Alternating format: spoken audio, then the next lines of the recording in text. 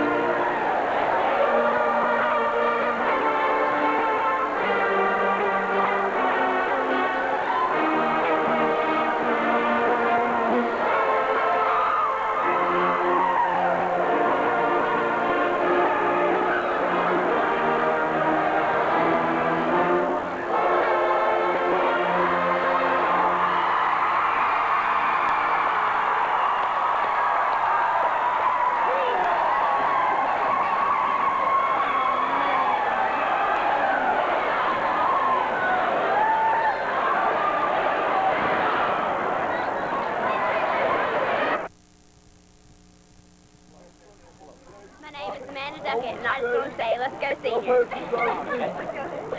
My name is Candace Colton. I'm so proud of our Wildcats. My name is Dana Crow, and I want to say, go Wildcats. My name is Ann Brooks, and let's go Fort Payne. I'm Ruby Owens, and I wish you all good luck. I'm Meg Crow, and I want to say, go Cats. My name's Darryl Prater. I'm number 1. I play tail. My name is Gary Manson. I'm number 12, and I play split end. Kenny Chadwick, number 15, play quarterback. Ross Craig, my number's 21, I'm defensive back. Corey Hickson, 23, I'm a defensive back. Justin Garmany, 27, cornerback. Johnson Dryden, number 40, linebacker. Lee Blatt, number 56, long center. Ron Jones, number 57, center, defensive back. Dustin Hill, number 62, nose guard, and offensive tackle. My name's Zane Hardinger, my number's 65, and I play left guard and linebacker.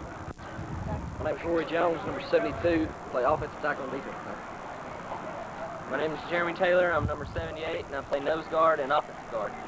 My name's Alex Igo, I'm number 80, and I play wingback. My name is Thomas Ross, number 83, I play wide receiver. My name's Heath Owen, number 84, play tight end, code name. You, Larry. Back with the winning team. Cat Stadium, Fort Payne, and the Pinson Valley Indians. Fort Payne, as we mentioned earlier, the Wildcats come in looking to avoid a losing record. And the Pinson Valley team comes in with a record of 9 wins and 1 loss. So Fort Payne trying to avoid a losing record. Roger, the Wildcats going to need to play well against this Pinson Valley team. Well, Larry, Pinson Valley kind of a unknown entity at this time. As you said, they lost their first game of the year, came back and has won 8 in a row now, so we really don't know much about them. So I guess we'll all see as the game develops what's going to happen. Let's listen to the comments from Coach Elmore. As we mentioned, it's traditional that we talk about these seniors, and we were down on the field a little earlier to talk from Coach Elmore. Let's hear what he had to say. Game offensive defense, and you know, I don't know. It'll take our best effort. Actually, that's not Coach Elmore, as you can see. That's the Pinson Valley coach, and now this will be Coach Elmore. Coach, hard to believe that the season will end tonight. Probably about 10 weeks ago, and the finish left tonight. But the last game of the season, we talked about the seniors, and we got another outstanding group of seniors to talk about tonight. Yeah, we really do.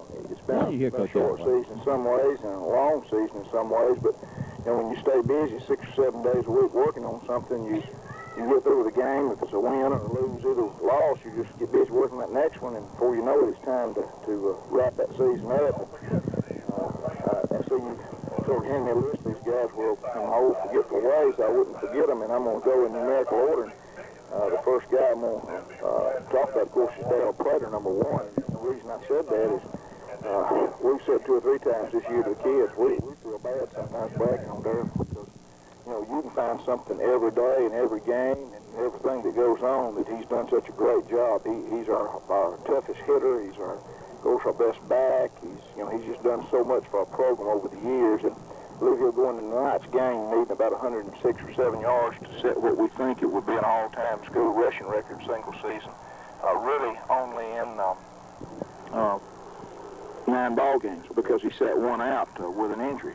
And the record that he would break would be Craig Davis's, which is an 11-game record. And I might even say this, if somebody's listening and they know that there's somebody else that's done better, that's the kind of information we'd like to have access to, but we haven't found where anybody's done any more than that. But if you looked at Darryl's 4-year record, I'll bet you for sure he is by far the school's leading total offense and rushing leader over a career because he had a great season last year and also had a good night in 10th grade year for us. Gary Mintz, Gary's had kind of a frustrating year. He's been injured a lot, and it's kind of one of those things that he comes to practice and works hard, and he just it's an injury in his hip, and he just can't seem to get where he can run full speed. And there's not a lot of use for a wide receiver that can't run full speed. But Gary's made a lot of strides in our program and contributed a lot over the last 3 years. Kenny Chadwick, our quarterback, Kenny's one of these youngsters that was not born and raised here.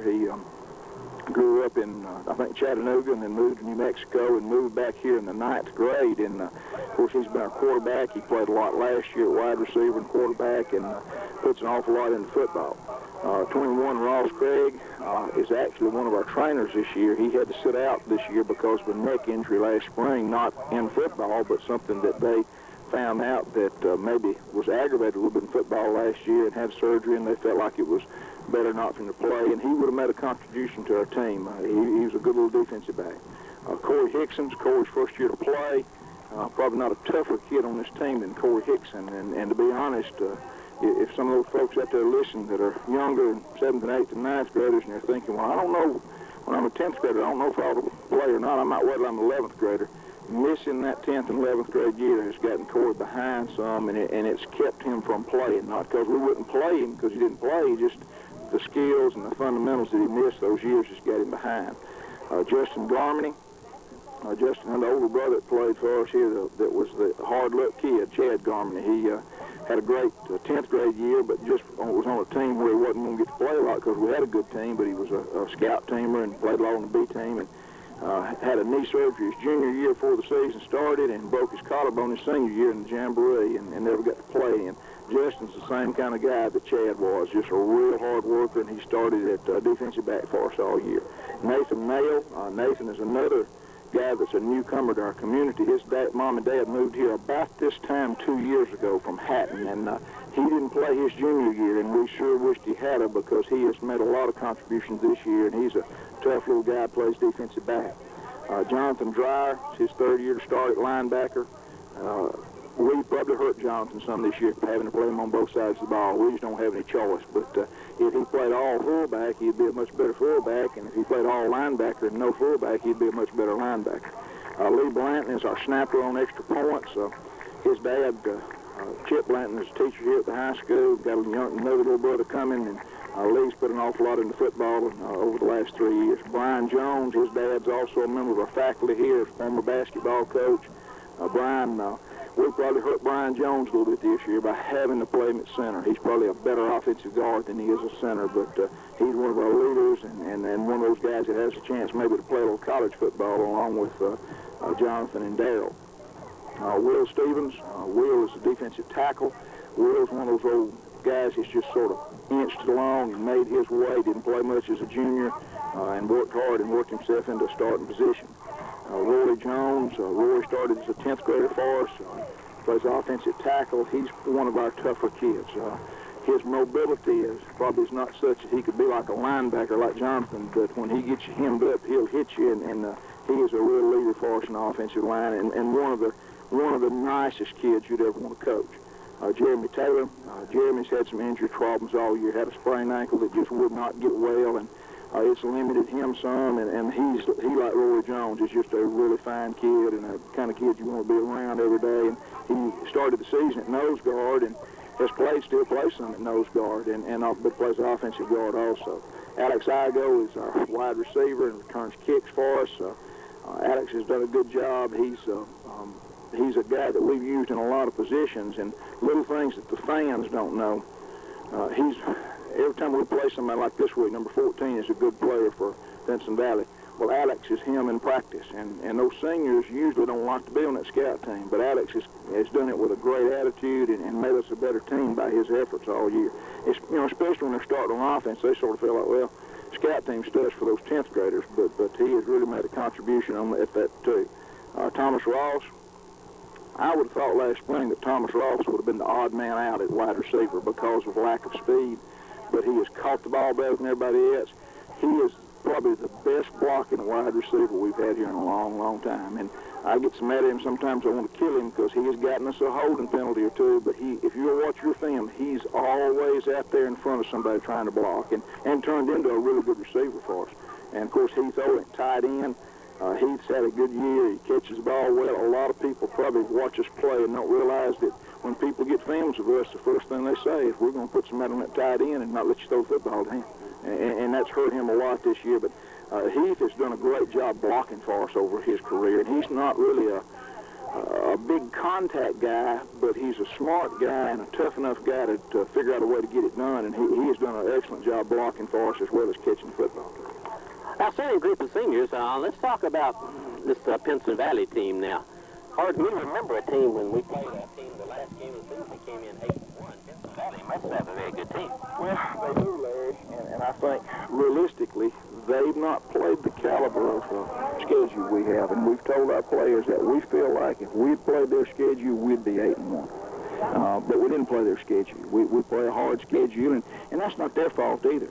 They're starting 5 10th graders on defense. I've told our kids this week, let's don't sell ourselves short. This is a game that we can win because we're 4-5 and they're 8-1 doesn't mean this game's been decided. And I think the schedule factor is a big deal. You know, we've lost to 3 or 4 really good teams, and I think we all came away from Johnson last week thinking, well, they're not that good, but they're so fast. And you know, even defensively, I don't think they were really good on defense, but they run the ball so well that you know, and if you make a team take the football down the field 5 or 6 yards at a time, sooner or later you make a mistake and get yourself in a long yardage situation. And so they're probably a better football team than we thought that they were. I think Pinson Valley's got a good team. If we don't come out here and play real hard, we might get ourselves embarrassed. I think if we do come and play real hard, we're going to have a chance to win the game, and that's what we've told our seniors and our team. What we wanted this year, but what a good way to close out the season with a win against a playoff-bound team, and you know, we're down 9 to 2 options. We can't do anything about the last 9 weeks. We can either win or lose tonight, and winning sounds a whole lot better to me.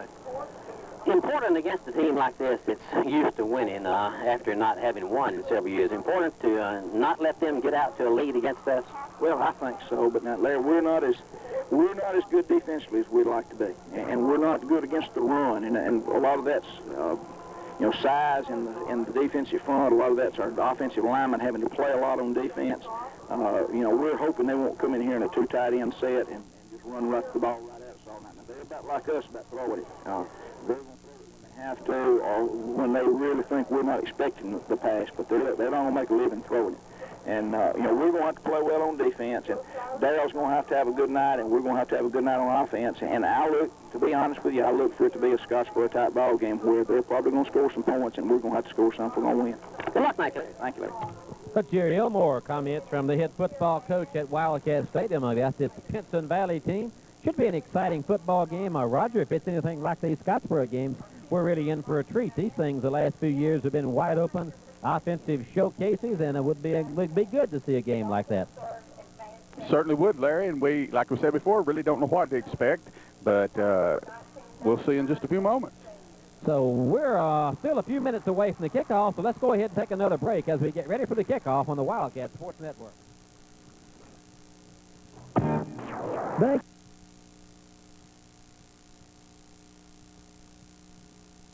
Should be too. It gives them the freedom to be the kind of bank you need. All banking decisions are acted on right in the bank without consulting someone from out of town. First State Bank has the best record when it comes to reinvesting your deposits in the local community too.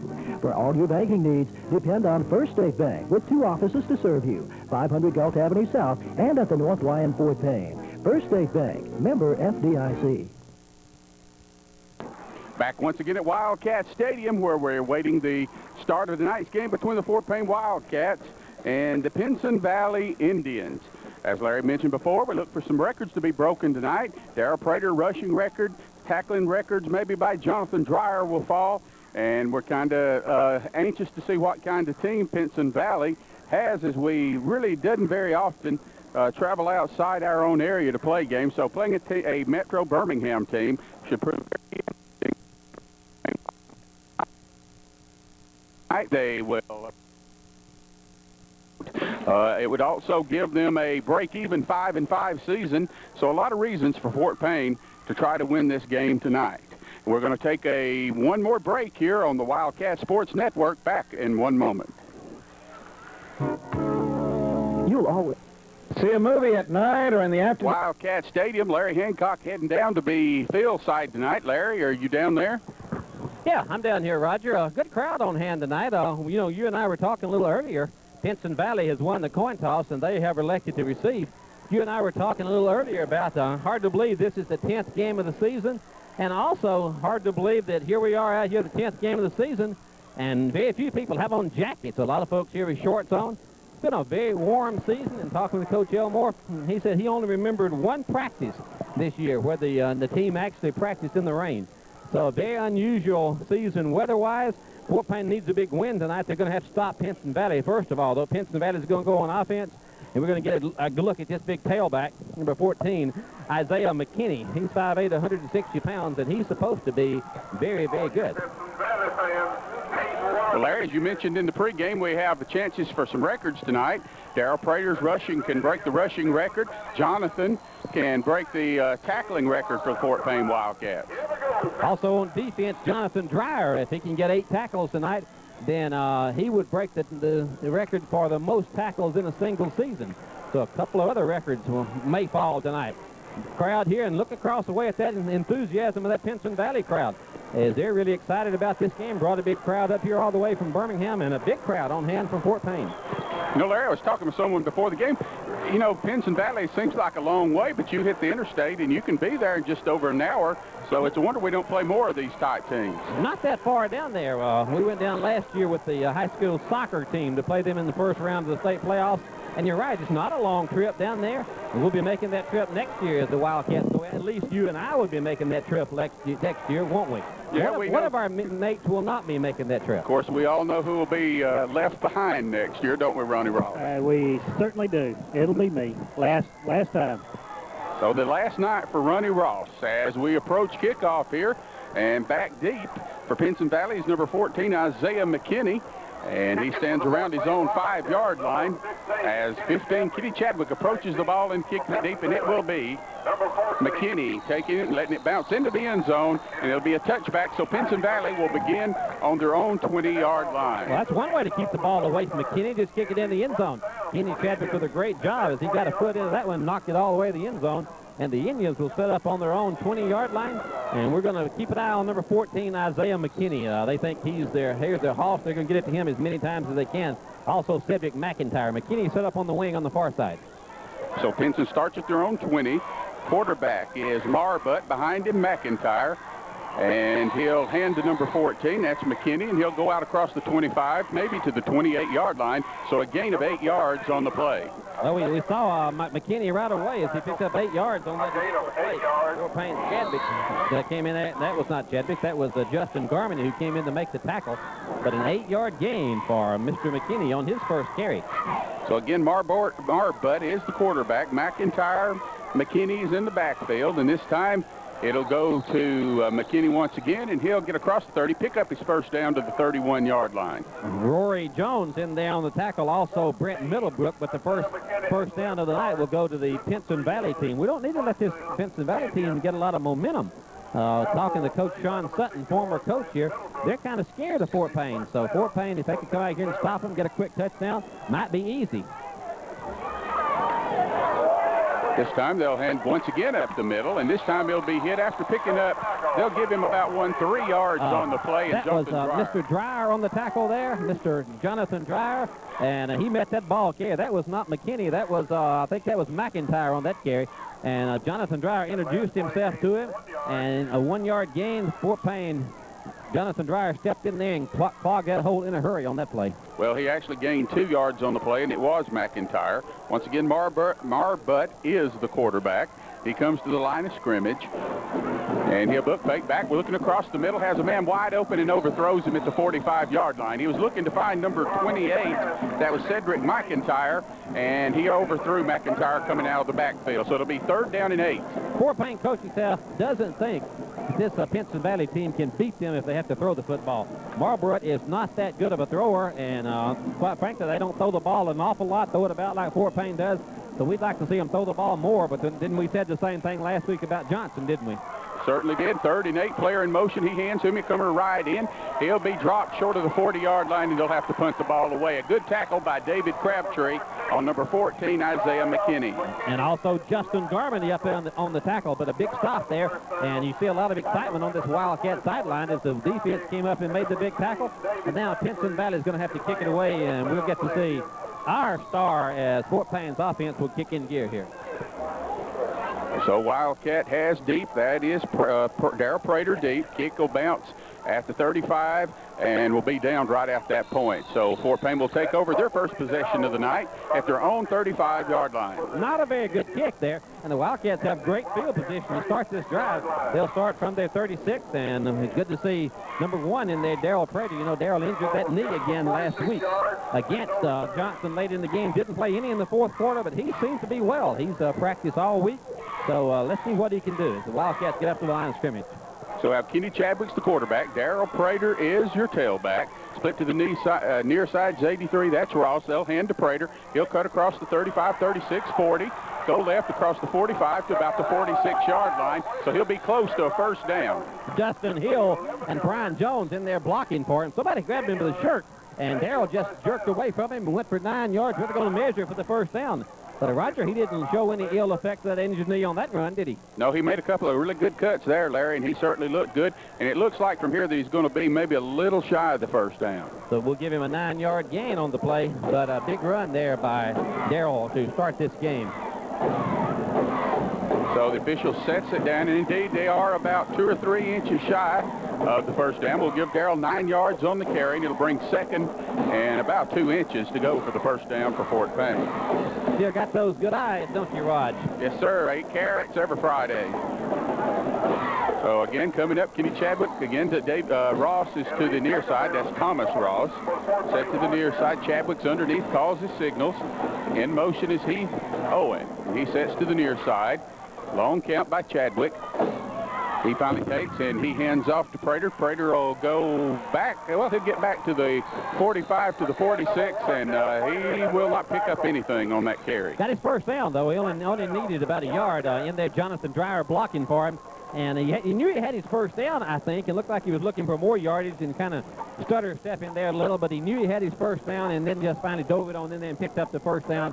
First down for the Wildcats. Fort Payne's on the drive. So a short pickup. We'll give it 1, but it is a first down for Fort Payne. And once again, Thomas Ross again now to the far side. Alex Igo split to the near side. Darrell Prater again in the backfield with Jonathan as the fullback. Again, Owen moves to the right side.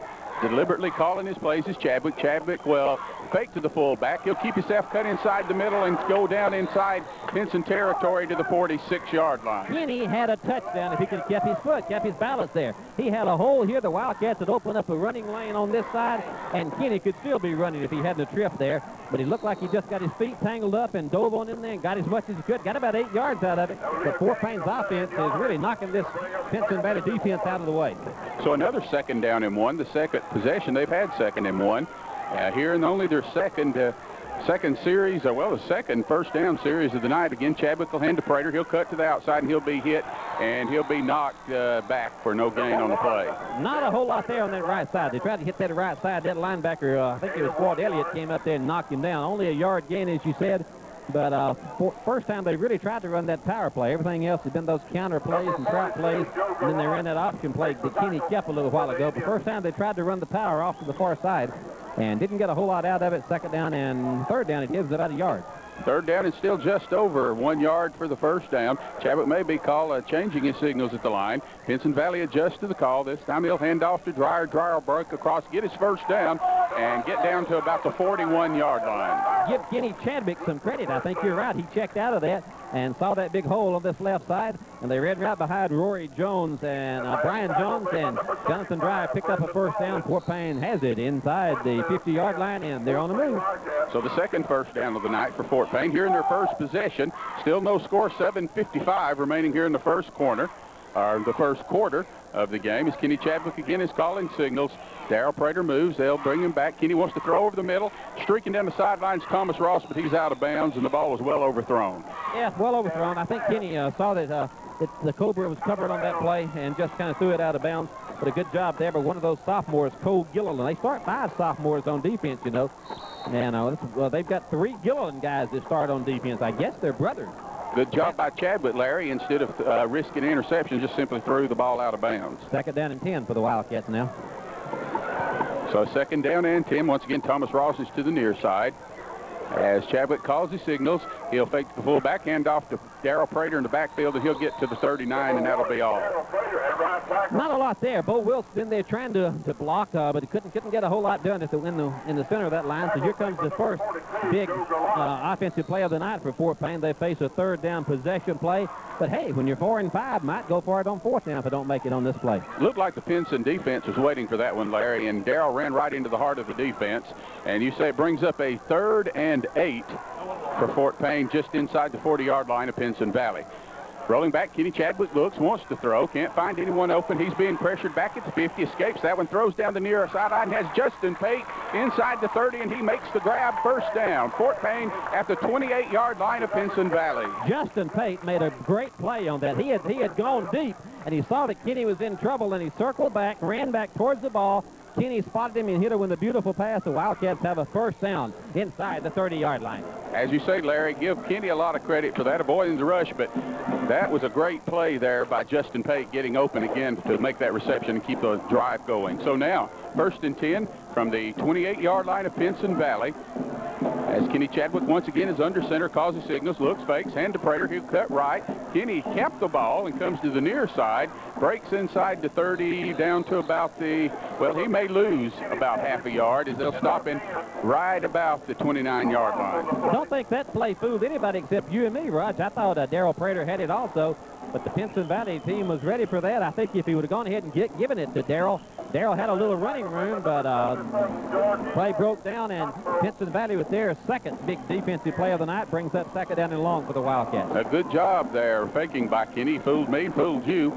So 2nd down and 10 as there was no gain on the play. Anthony Thompson at tailback now. Darrell Prater's at fullback. So the different combination in the backfield, Chadwick hands, he fakes to the fullback, gives to the fullback, and he'll get nothing. Now, they tried to run that counter trap in there, and Pinson Valley waiting on that play.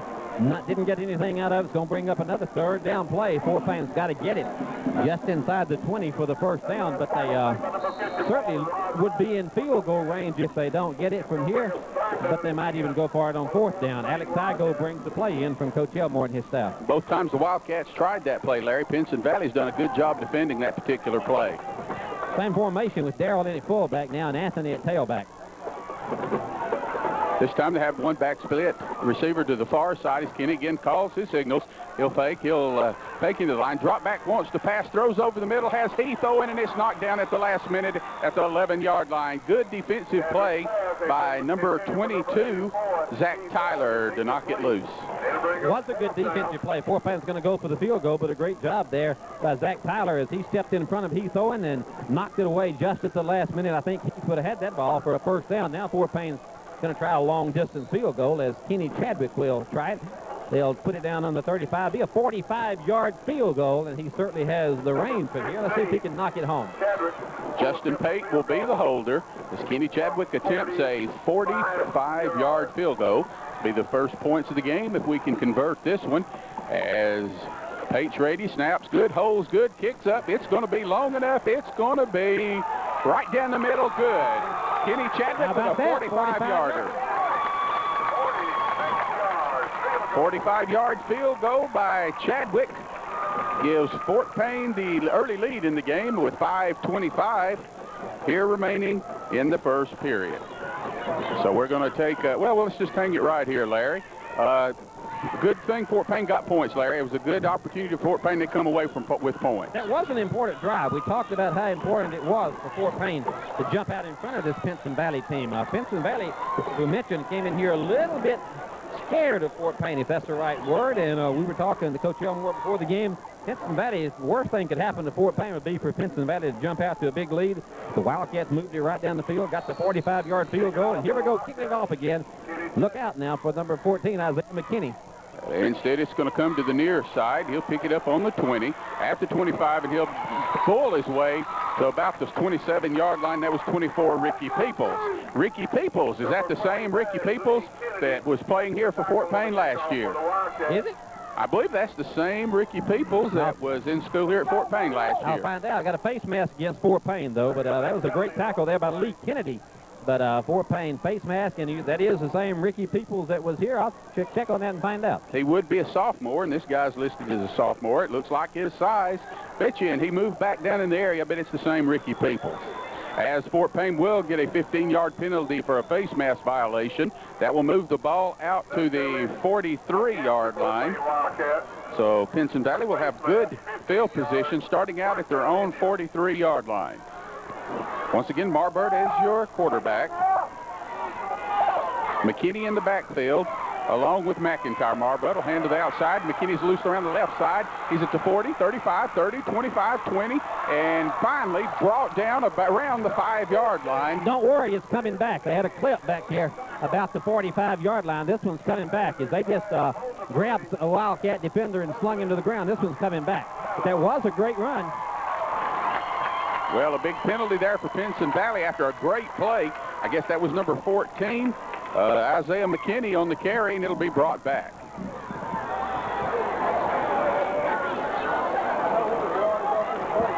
Right, that is Ricky Peoples that was here last year talking to some of the players down here. And that's the same guy that moved down to Pinson Valley. So big run there, and we saw some of the speed of Isaiah McKinney, but it's going to come back, and a big break for the Wildcats. So that is the same Ricky Peoples that was in school here last year. So and that was the kind of penalty that coaches hate. It was on this side of the field, 15 yards behind the play, but I was looking right out there at it, and he just kind of tackled the Fort Payne player on this side of the field. The ball went to the other side. Here we go. So it'll be first and about 5 from the 48-yard line. This time they'll send they'll send number 14 again back into the line, and this time he'll pick up about 2 yards, and it was number 28, McIntyre, on the carry this time. I think that was David Crabtree who came in there to make the tackle, and also Jonathan Dreyer. So we know that Dreyer has already 2 tackles at least. He needs about 6 more to become the all-time leading tackler at Fort Payne High School, but that's going to bring up second down and long. So well, actually second down and about 4 for this Pinson Valley team. It is second down and 4. Marbert again. He'll fake. He'll hand to number 2 into the game. He gets inside the 50 down to about the 47, and we'll probably have to measure and see if this is a first down. That was number 2, Aubrey Jackson, into the game for Pinson Valley. Good job by Zane Hardinger, who came in there to make the tackle along with Brent Middlebrook. And Raj, what do you think? You got those great eyes up there. It's really hard to tell here. I think he's a little bit short, though. No, I believe he has it. He has the first down, I think, Larry. I'm going to go out on that limb and say that he has the first down. I mean, you have nothing to lose by making these predictions. I mean, you haven't gotten one right in about 3 weeks, have you? Yeah, so why change things now as the officials stretch it out, and he has the first down by just over the length of the football. Had it all along, didn't you? Turned it around. So it will be a first down at the Fort Payne, just outside the Fort Payne 46-yard line. The Wildcats lead with 4:27 remaining here in the first quarter. 3-0, a 45-yard Kenny Chadwick field goal, the difference in the game to this point. Pinson Valley had the ball for 1 series before, and the Wildcats forced them to punt. Now Pinson with a first down at the Wildcat 47. Marbut, the quarterback. This time he'll hand to the fullback up the middle. He gets inside the 45 to about the 43-yard line. Jeremy Taylor, the nose guard in there, made that tackle, grabbed him around the ankles and pulled him down after about a 2-yard gain.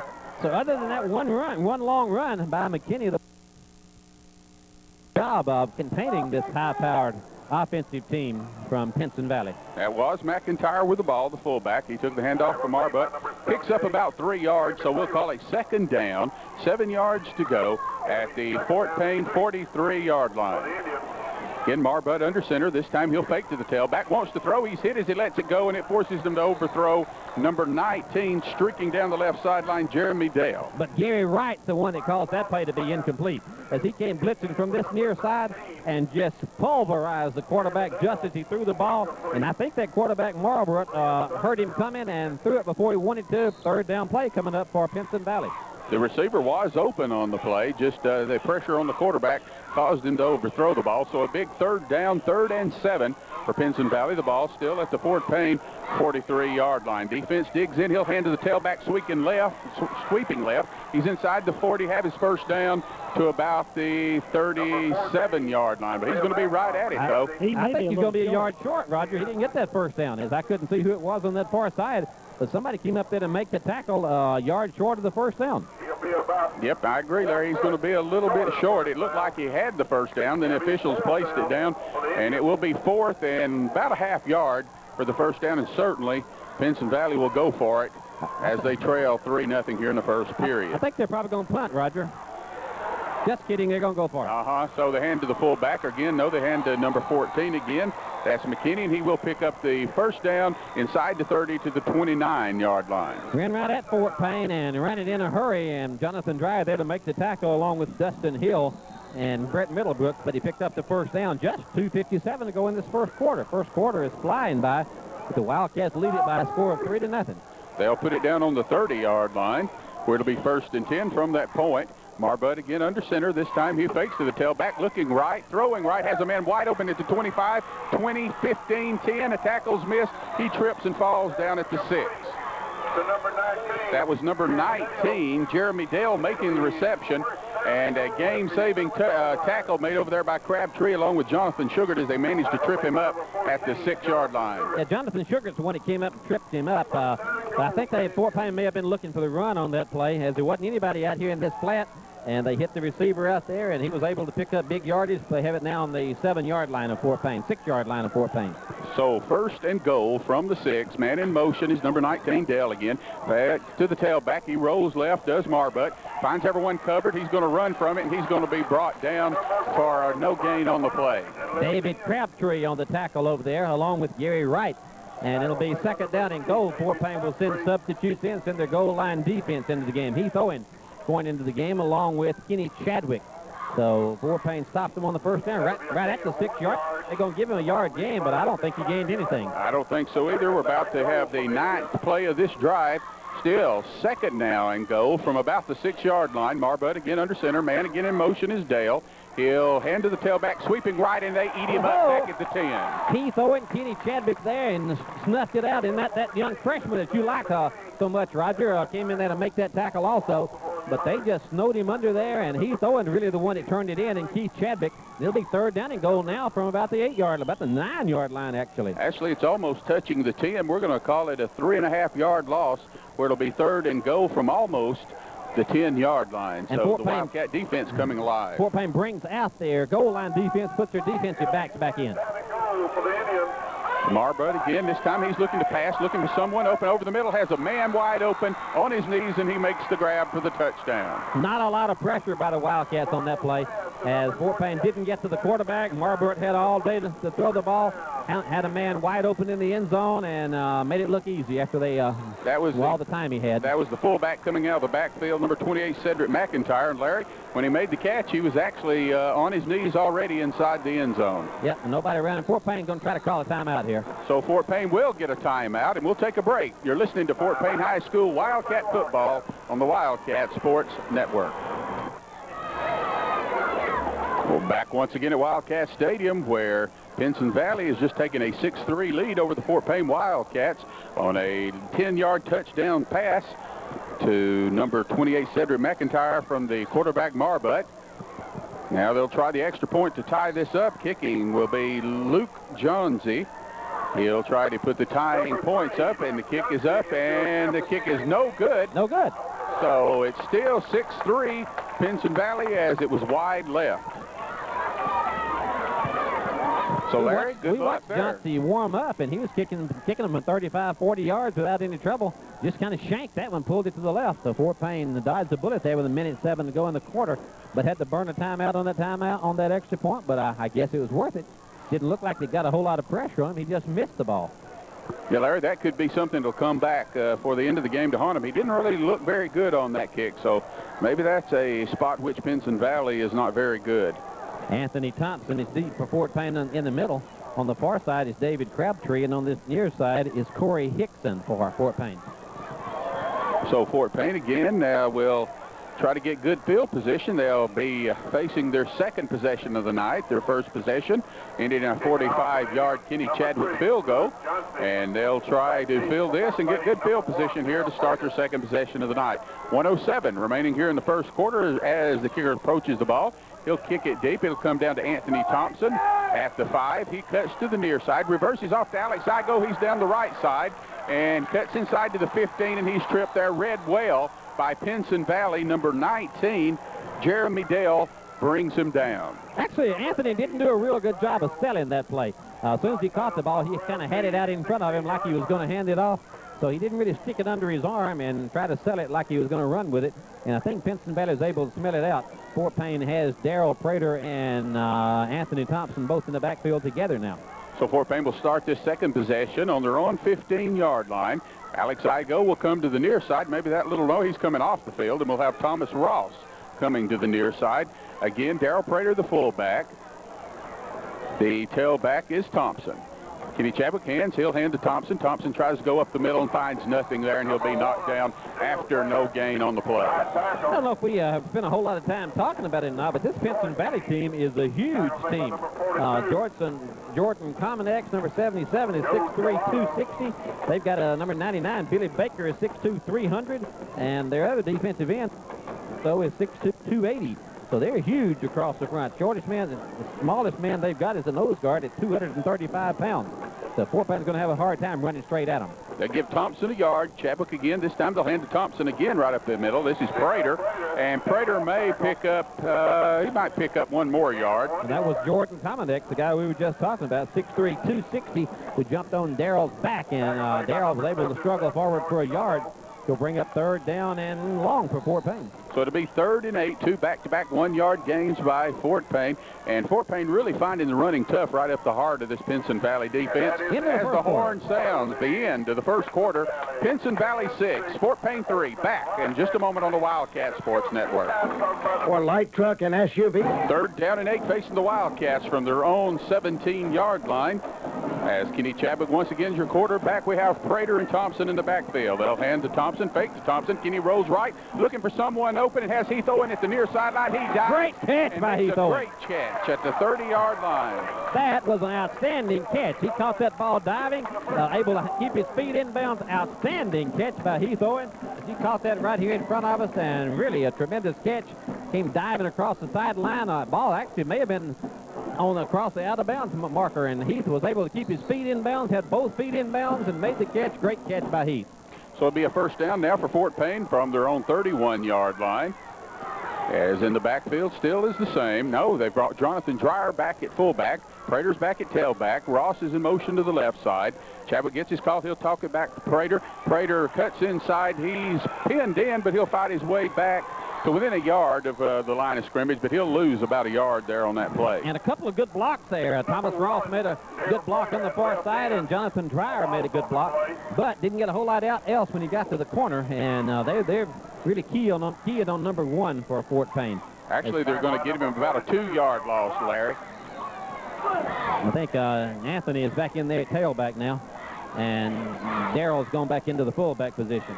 So they'll say it was a 2-yard loss. 2nd down and 12. The ball now at the Fort Payne 29-yard line. Kenny Chadwick again calls signals to the near side. Thomas Ross. I go to the far side.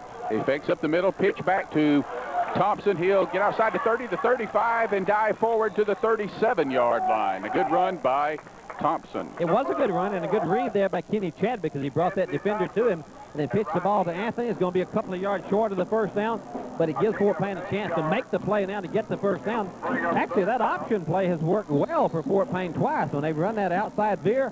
You know, the first time Kenny kept the ball and ran for long yardage and really tripped and fell, or he could have gained more, and then that time they pitched the ball. Here's a big 3rd down play. 3rd down and just over 3 from the 37-yard line. As Chadwick calls his signals, he'll take, he'll fake, he'll hand to Prater in the backfield, make that Thompson. He breaks 1 tackle, gets to the 39, he'll pick up 1 yard, and a flag comes in late.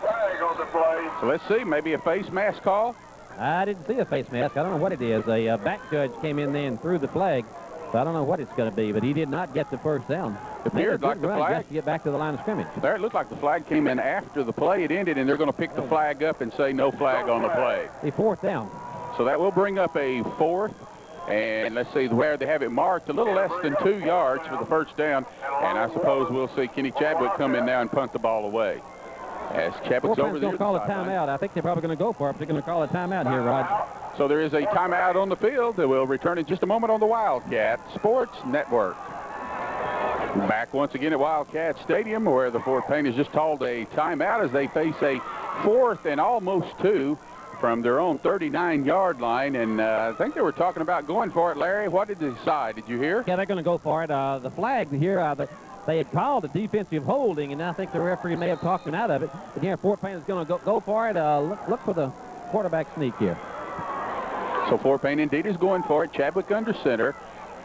Fullback Prater, Thompson, and Chadwick will take it and push forward, and he's going to be close, and I think he has it where the official is marking the ball. So a quick snap on the play. Quick snap on the play, Larry, and Chadwick had his first down. Got that first down. A big call by Fort Payne. They keep the ball and need to punch it on in here. 10:09 to go in the half. First time I really remember us going on a quick snap this year, Larry. Now I don't think Pinson Valley was ready for that either. There was a big hole in the middle there, and the coaching staff picked that up on that last play and decided to go on the quick count and the quarterback sneak, and it worked like a charm. Ball is between the 41 and 42. 1st and 10 for Fort Payne. 9:55 here remaining in the first half of play. Chadwick looks up, looks like he's changing his play at the line of scrimmage. This time he'll fake and hand to the tailback, and he'll be hit immediately, and they'll give him maybe 2 yards. That was number 1, Darrell Prater. Yeah, that kid on Darrell. Darrell's going to break one in a minute, though. They're bringing an awful lot of people up to the line of scrimmage, and Darrell's going to break that line of scrimmage in a minute, and when he does, he's going to go all the way for the touchdown. They're bringing an awful lot of people to the point of attack. So they will say that he picked up 2 on the play, so 2nd down and 8. The ball at the Wildcats' 49-yard line as they're driving here on Pinson Valley. Kenny Chadwick again, lone setback this time is Prater. He'll hand to Prater, comes to the near side, and he's hit down hard right at the line of scrimmage, and that was number 6, Russ Vincent, making the tackle for Pinson Valley. Well, he got a block from Dustin Hill, and then whoever that was that made that tackle came from the backside. If somebody would have been able to feel him off from the inside, Darrell may have run down this sideline, but Dustin Hill had wiped his man out. There was a hole, but the tackler came from the backside, made the tackle. It's going to bring up another 3rd down and long for Fort Payne.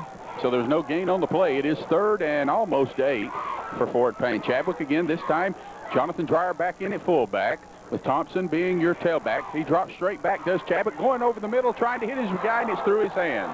And the flag comes down. Good job there.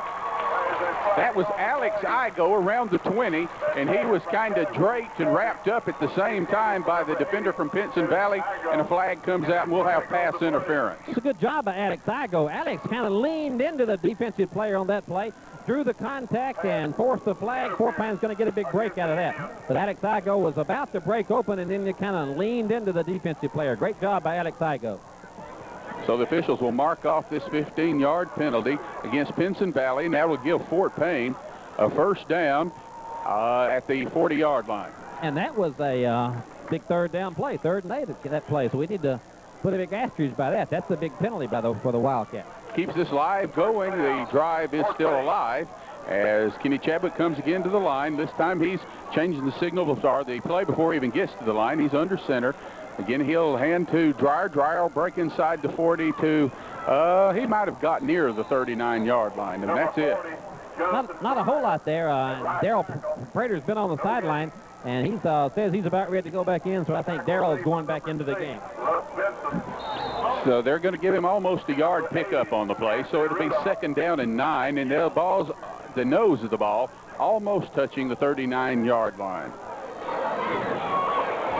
This will be the 12th play in this drive for Fort Payne, aided by a penalty, as Chadwick will hit Thomas Ross, but the officials had blown the whistle, and it'll be no play, and let's see what happened here. Offsides. Fort Payne lined up in the neutral zone, and they had a play. They had to quick look into Thomas Ross, and Thomas maybe had his 1st down, but Fort Payne had lined up in the neutral zone. Darrell Prater going back into the game now after sitting out a couple of plays. Anthony Thompson coming out. That was why Thomas so wide open, Larry. They'd heard the whistle and no one was covering him. We'll say it was because of his blinding speed. Anyway, it will be 2nd down now and almost 5 for the 1st down. Heath Owen going to the left side. Again, it is Jonathan in the backfield with Thompson or Prater as the fullback. Kenny will keep. He'll cut inside the 40, the 35, the 30, the 29-yard line. Down. And they'll give him the 29 and a 1st down for Kenny Chadwick. That's Dustin Hill down here blocking again. What is that, 3rd time they've run that option play? 3rd time they got big yardage out of it. I don't know if Pinson Valley can stop that option play. That's another great job by Kenny Chadwick. Larry, you remember a game earlier in the year where their quarterback kept it against us about 20 times and picked up knocking on 200 yards. And it looks like Kenny could do the same thing tonight. I think that was Mr. McNutt from Scottsboro, wasn't it? You're absolutely right. So 1st and 10 at the 29-yard line. Chadwick again under center. And Dryer's the fullback. Your tailback is Prater. Chadwick ready sends. He hands to the fullback, pulls it back, keeps it himself once again, cuts inside the 25, 23, 22, and finally knocked out at the 20-yard line. Great running there by Kenny Chadwick. Fort Payne thinks he should have got a flag on this side. Late hit on the side, looked like, but no call there. But a great job by Kenny Chadwick, and that's that option play again. Ran it for 9 yards that time. Maybe they hurt us, Larry. Yeah, they ran it into the short side of the field, too, and Kenny kind of ran out of real estate over here. But he picked up 9 yards. Fort Payne is moving in the right direction right now. 7:10 to go in the half. Fort Payne trails at 6-3, but they're on the move. So 2nd down and a little less than 1 for Fort Payne. At the just around the 20-yard line of Pinson Valley, they'll hand to Prater. He'll cut left. Be feeling a little pressure, gets loose and gets down to about the 18-yard line, and he has his first down. I think he got his first down, but they definitely are keying on Darrell Prater tonight. Everywhere he goes, they've got one of those linebackers that's shadowing him, and Darrell picked up a couple of yards, got his first down, but 7 minutes exactly to go in the half. And Fort Payne trails by 3 points, trying to grab the lead right before half. 19-yard line. So the ball at the 19-yard line. 6:54 in the clock running remaining here in the first half. Fort Payne trails 6-3. But here on their second possession of the night, Larry, trying to come back and tie or take the lead. Chadwick again, the quarterback, takes his signal. He'll throw, looking to throw. Being pressure, throws right over the middle. Nobody's there, not a soul. And it's almost intercepted at the goal line, but it falls. I think they intended to throw the ball for Heath Owen, and Coach Elmore is really upset as somebody grabbed Heath and held him, and he couldn't get free. And I don't know how they missed that one, but Heath was trying to break free in the middle there. Just couldn't do it. Somebody was hanging on to him, but after he was about to go get open, and they kind of got away with one there. Yeah, I don't know how they missed that hold on that play, Larry, but anyway, there's a wasted down. So it's 2nd and 10 now, still from the 19-yard line, and still the same backfield. To the near side this time is number 10, Justin Pate. As Chadwick under center fakes to the fullback, pitches back to Prater. He's at the 20, cuts right to the 15, 10. He'll go all the way, 5, touchdown, Darrell Prater. He got a great block from Dustin Hill and Heath Owen as they just sealed off a little alley on this side, and Dustin Hill reached in there and just blocked the last defender out of the way. He sealed off one lane, and Darrell Prater ran between it, ran up for a touchdown. By the way, that ties Darrell Prater now for the most touchdowns in a season with Will Presswood. Both of them now have 17 touchdowns, and Darrell needs one more to break the record. Okay, try now for the extra point. Pate's hold is good. Kick is up by Sugart, and it's good. So Jonathan Sugart's PAT is good. Makes the score Fort Payne 10, Pinson Valley 6. Back in just a moment on the Wildcat Sports Network. Back once again at Wildcat Stadium. Larry, the Wildcats just went ahead 10-6 on a 19-yard touchdown run by Darrell Prater. Here's 6:32 remaining in the first half. Great drive, key play. There were several key plays in there, but the key play you got to look back was that pass interference call against Pinson Valley. The Wildcats kick it off. Chadwick going to kick it in the end zone again. That's going to keep McKinney from touching the football. 2 out of 3 times he kicked it into the end zone. Absolutely good, Larry, to give him bad field position. That play was 16 plays on that drive, Larry. 16 plays on the drive. And ate up a lot of time, too. But Fort Payne did a great job of controlling not only the football, but the clock. And they lead it now 10-6. Keep it away from this high-powered Pinson Valley offense. But we've got to stop them again with 6:32 to go in the half. So Pinson Valley starts out with Elliott Floyd, first time in the game for him. He's a 6-foot junior. He's to the near side. Quarterback hands off to that's the tailback once again, and he'll just get across across the 20 to the 21 for about 1 yard on the play. That was Jonathan Dreyer on the tackle, and Jonathan Dreyer grabbed him around the ankles and just drug him down. So Dreyer getting close to those 8 tackles already. He's had a great night so far. See if Pinson Valley can answer back Fort Payne's touchdown. 2nd down and 9 from the 21. The hand of that tailback again. He goes around the right side. Following his blockers, he'll get across the 25 to the 26. Justin Garman, he grabbed him around the ankles, but boy, they're going to run Isaiah McKinney in the ground. He's carried the ball how many times already tonight? He's carried the ball 9 times tonight. So the 9th carry already for McKinney. So he's their workhorse. They've only had the ball twice, I think, haven't they? Right. This is now this is their 3rd possession right now. But here's a big third down play. Fort Payne needs to stop him here, get the ball back with 5:30 to go in the half. Wildcats lead it 10-6 over a Pinson Valley team that's only lost one game. Third down and a long for the quarterback now is still Michael Marbutt. He'll look at his fullback in motion to the near side.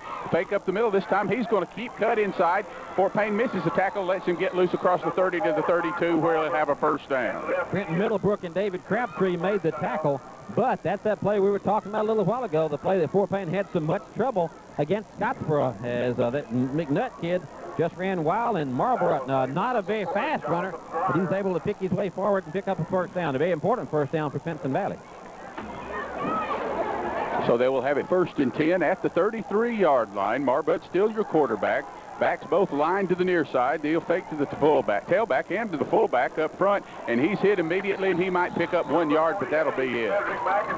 Middlebrook and Dreyer, but also got a lot of help from Justin Garmany. Matter of fact, I think Justin Garmany was the one that made the initial contact, and they held him to a 2-yard gain. They finally ran somebody beside other than McKinney on that play as they ran Cedric McIntyre, the big fullback. He's a big youngster. They got him listed at 6'1", 190. He actually looks taller than that. So 2nd down and about 8. We'll give him 2 yards on the play. As Pinson Valley has no one to the near side. This time they'll fake to the fullback. Wants to pass. He's being pressured. He rolls right. Throws across the middle, across his body. Way overthrown, intercepted by number 14, Jonathan Sugar at the Fort Payne 35. To the 40, 45, crosses midfield. To 45, 44-yard line of Pinson Valley goes Jonathan Sugar. Jonathan Sugar with a great interception. Ran it down this near sideline. The Wildcats are fired up on this sideline. Great interception by Jonathan Sugar as Marlborough just overthrew the ball, and Jonathan Sugar was there to pick it off, and he showed some nifty running after he caught the ball. Ran it down this near sideline, and Fort Payne's Justin Garmany in there trying to block for him. If he could have got one more block, he might have made it to this wall over here and might have scored. But Fort Payne has the ball with 4:10 to go in the lead against Pinson Valley. And great field position. They have it at the Pinson Valley 43-yard line as Kenny Chadwick goes left, wants to throw, throws over the middle, has Owen at the 30, 25, and he'll be knocked down there as he struggles forward now, and he makes it all the way down to about the 24-yard line. That was an outstanding pass, a bullet pass. That ball, he shot that bullet right into the gut of Heath Owen, and he grabbed on to it and lugged it all the way down to the 25. Fort Payne looks like they're doing about anything they want to with this Pinson Valley team right now. Well, that was a pickup of about 17 yards on the play as Kenny Chadwick hits Heath Owen as we have a 1st and 10 now. Now the ball is at the 25-yard line. Thomas Ross to the near side. Chadwick again appears to be changing his play at the line of scrimmage. Looks back, quick pass across to Ross across the middle. He gets inside the 20 to the 18-yard line and pick up a 7 yards on the play. Another good pass there. Thomas Ross caught it, ran that quick slant in, picked up about 5 yards on the play. But Kenny Chadwick is on target with his passes tonight. Fort Payne doing a great job catching the ball. Looked like the Pinson Valley team starting to get a little frustrated. Some extracurricular activities there after the play was over. Pinson Valley not used to being behind this year. There's some good play calling there by the Wildcat coaches. 2nd down and about 3 from the 17. Heath Owen to the far side, to the near side, Alex Igo, and to the fullback fake. Kenny will keep pitch back at the last minute to Thompson, and he'll be hit and dropped down at the 20-yard line for a loss of 2 yards on the play. Yeah, good job there as Pinson Valley did a good job of they covered the quarterback and then pitched the ball. And that number 36 came up there. Casey Gilliland made a good tackle. He's just a sophomore. He made a good tackle behind the line of scrimmage, brings up 3rd down with 2:43 to go in the half. Fort Payne would probably settle for a field goal here, but would much rather have the touchdown. But they've got to get it down to about the 14 for the first down. So it is 3rd down and 5 for Fort Payne at the 20-yard line of Pinson Valley. Fort Payne leading 10-6, 2:28 remaining here in the first half. Chadwick again calling his signals. He's up at the line.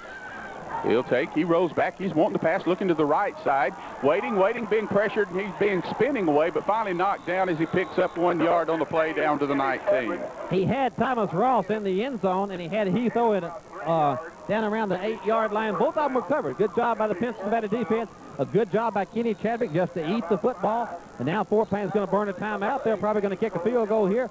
But, hey, you never know. The last game of the season, I think they're calling for the field goal team there, Raj. So a timeout on the field. We'll take a break. You're listening to the Wildcat Sports Network.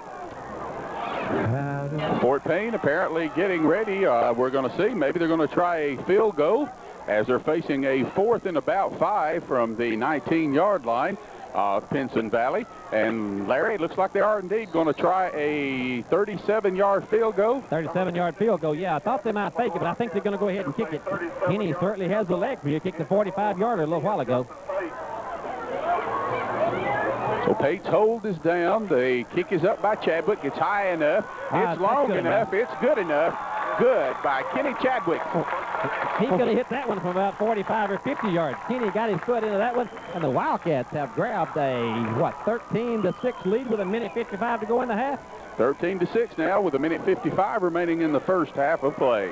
We'll take another quick break here on the Wildcat Sports Network. Bank, member FDIC. Back again, Wildcat Stadium. The Wildcats now up 13-6. Kenny Chadwick again advancing on the ball. This time he'll kick it deep again to Pinson Valley. And once again into the end zone, and they'll have to start at their own 20-yard line. Kenny Chadwick going out in style. Kicked a 45-yard field goal, then hit that 37-yarder. Now he's kicked three kickoffs.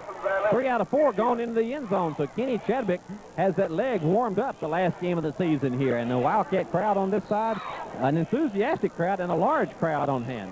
Well, that's good, Larry. We just get points out of it that time. And so far, the Wildcats have gotten points out of all 3 of their possessions. As Pinson Valley will start, they'll hand to the tailback again. He's trying to break across the middle. He's hit hard there by Dreyer and falls down at the 24. So 4 tough yards for number 14, Isaiah McKinney. Jonathan Dreyer, also Brenton Middlebrook in there on the tackle. But they're going to run McIntyre to death. 1:39 to go. I don't think they can run him and get into the end zone. They're going to may have to throw the ball, but then they may be content just to go in trailing 13-6 against this Wildcat team. Marbutt still is the quarterback.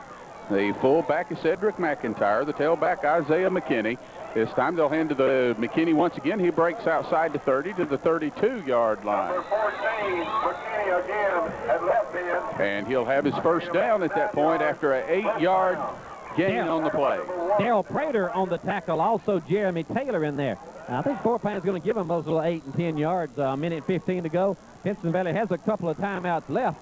They aren't inclined to use one of them, it doesn't look like. So here we go. Clock still hadn't started yet. An official signal for it to begin. Once again, the hand to the tailback. He shakes the tackle at the 30. Across the 35 to about the 38-yard line goes Isaiah McKinney. Justin Carmody hanging on there along with Brenton Middlebrook. Clock finally started on that play. Should have started maybe 5 or 6 seconds before that. But here's, we're under a minute to go now. Fort Payne with a 7-point lead, 13-6. The Wildcats have really kind of dominated this game. And McKinney picks up 5 yards on the play. So 2nd down and 5.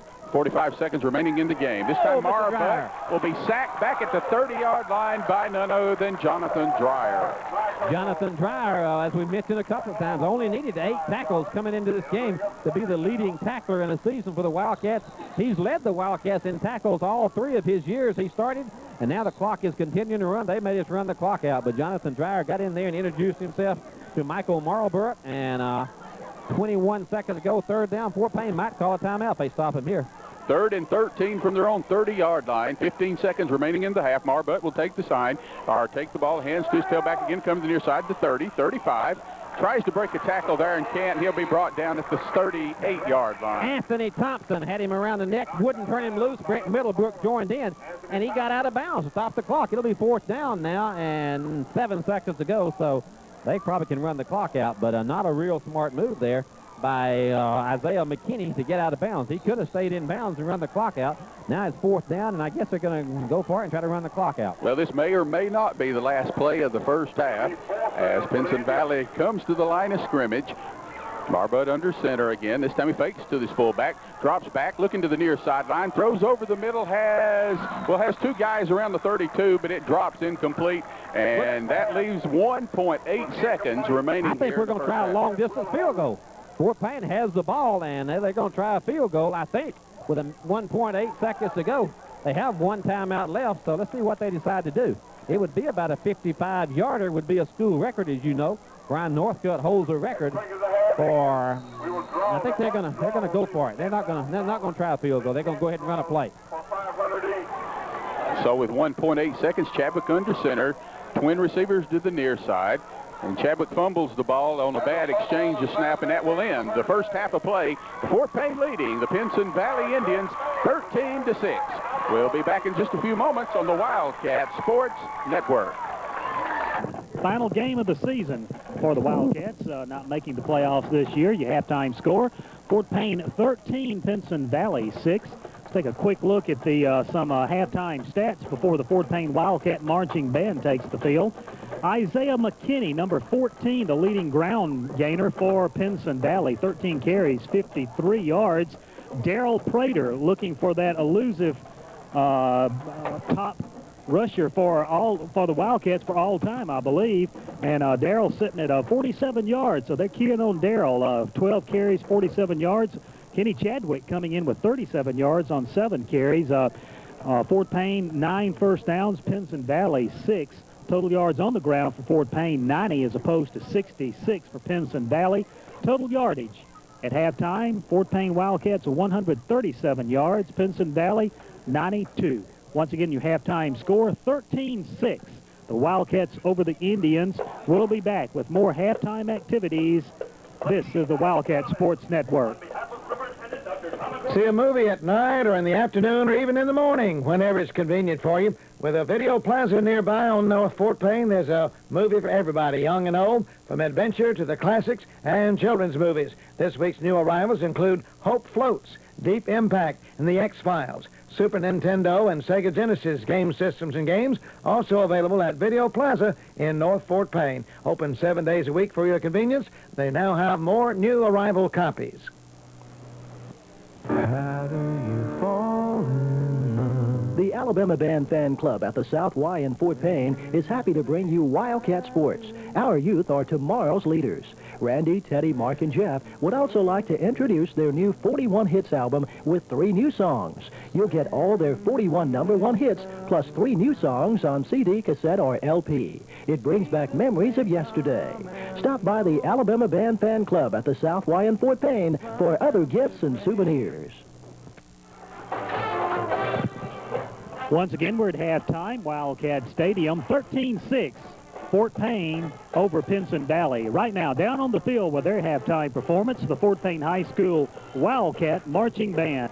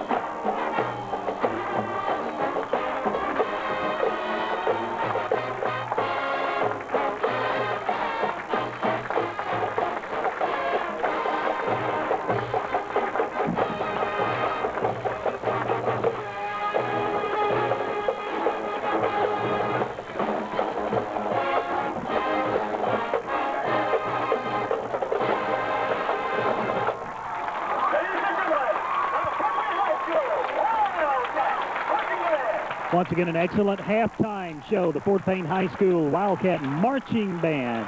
The halftime score, 13-6. The Wildcats out in front of the Indians. A short break. We'll be back in 1 minute. This is the Wildcat Sports Network.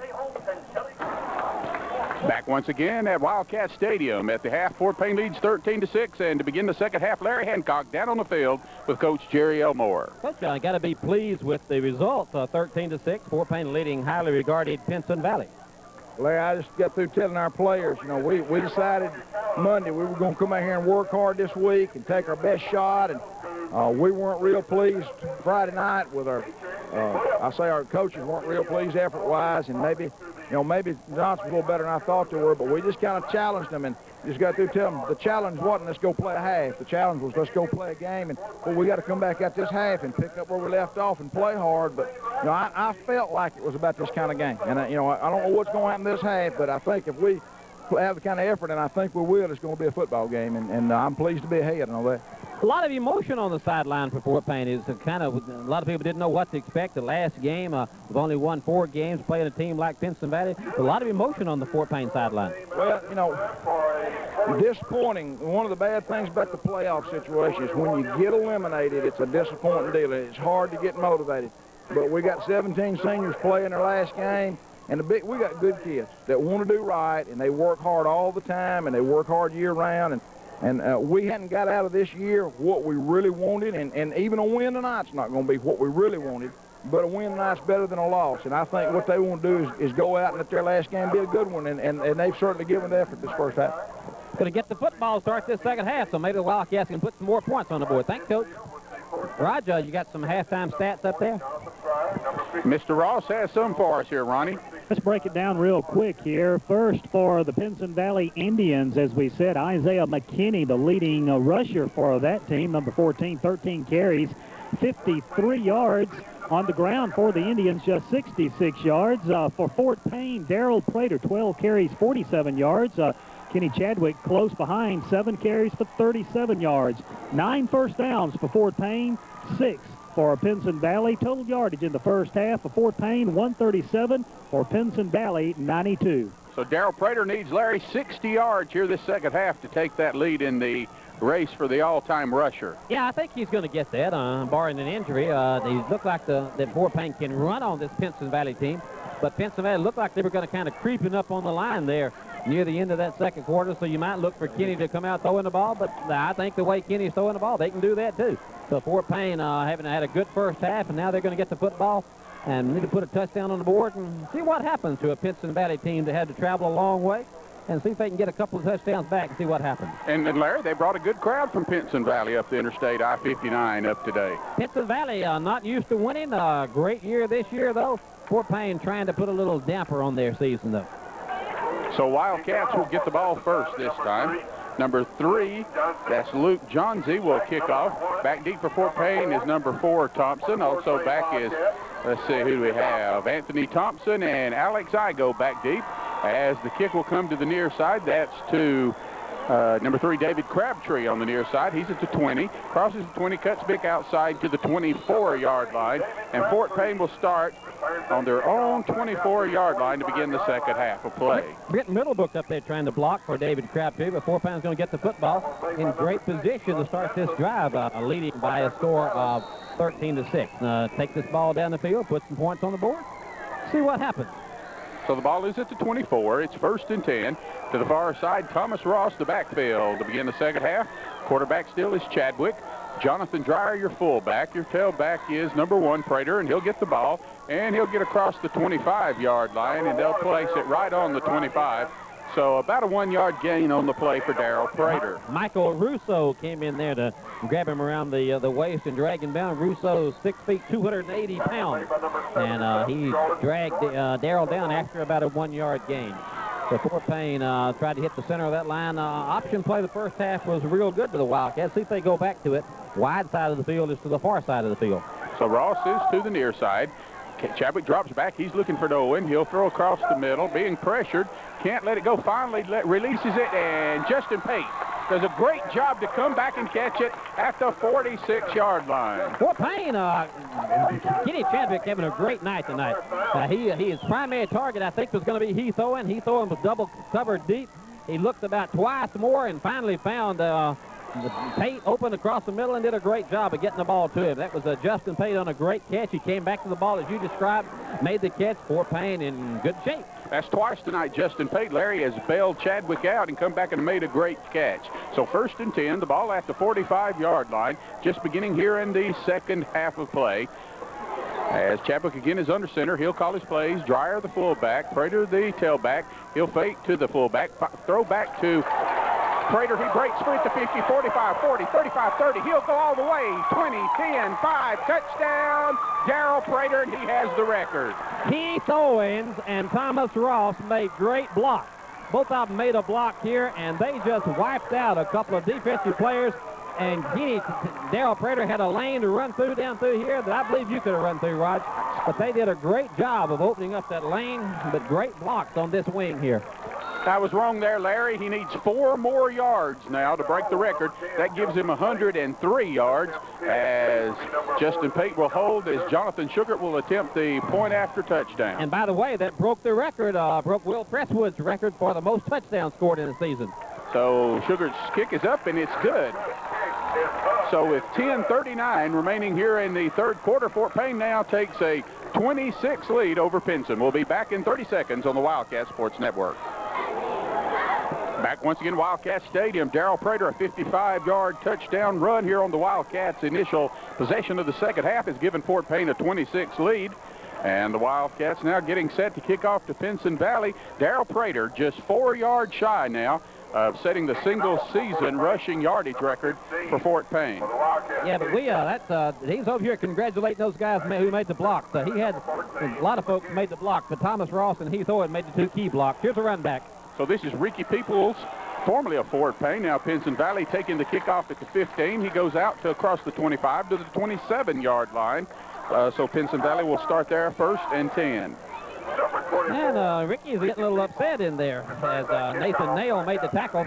And Ricky was maybe offended by the fact that he made the tackle. 20-6, Fort Payne with the lead now, and need to play a little defense. So Brant Middlebrooks made the tackle. Pinson Valley will start at their own 27, now trailing 20-6.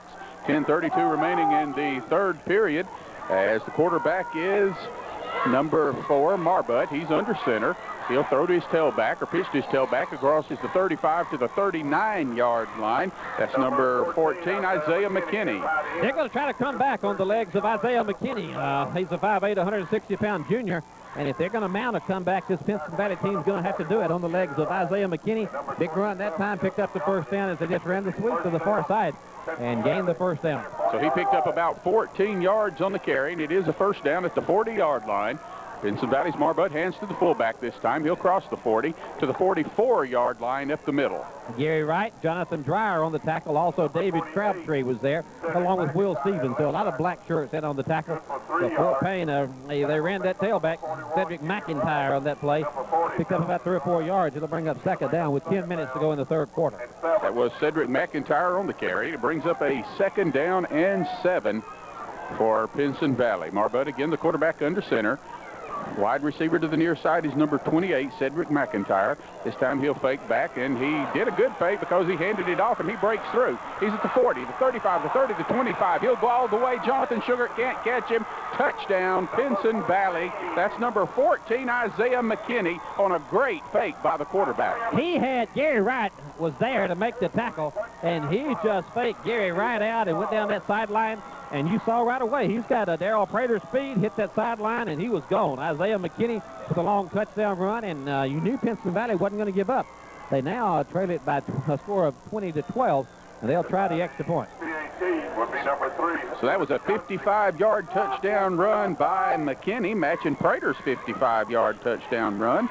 The PAT here is up and no good. Anthony Thompson on the block there. So they're 0 for 2 on extra point. So the kicking game once again fails Pinson Valley. Back in just a moment, the Wildcats lead 20-12. So back at Wildcat Stadium, where Pinson Valley shows they're not going to quit as they come back on a 3-play drive, culminated with a 55-yard touchdown run by Isaiah McKinney. And the PAT was once again no good, and the Wildcats still lead 20-12, 9:43 left here in the third quarter. This time back deep again is Thompson for Fort Payne. David Crabtree to the near side. And it'll come down to Thompson at the 4-yard line. Bobbles it, picks it up. He's at the 10.